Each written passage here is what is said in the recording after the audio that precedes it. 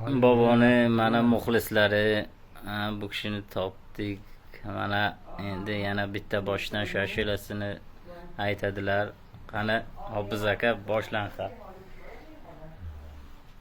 Yıllar sochlarga to'ldirib choq, bugun ajinlarga nazar solibman. Bolamning bo'yiga termulib eyvon, onam qarigani sezmay qolibman. Qachon men onamning qadriga yettim, bevafo do'st yarga jon fido qildim. Bugun ichimdan ezilib ketdim, onam o'tganini sezmay qolibman. Bugun ichimdan ezilib ketdim, onam o'tganini sezmay qolibman.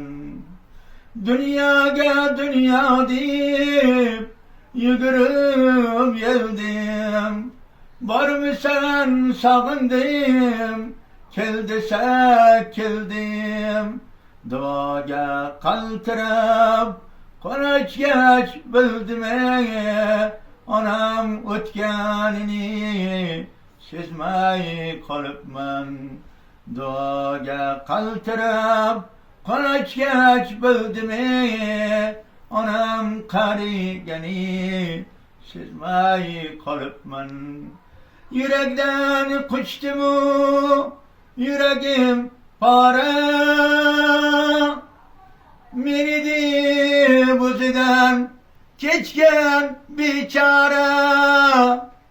O'zim bilan o'zim bo'ldim ovora, o'zim bilan o'zim bo'ldim ovora.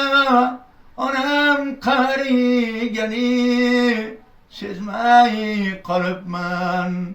O'zim bilan o'zim bo'ldim ovora, onam o'tganini sezmay qolibman.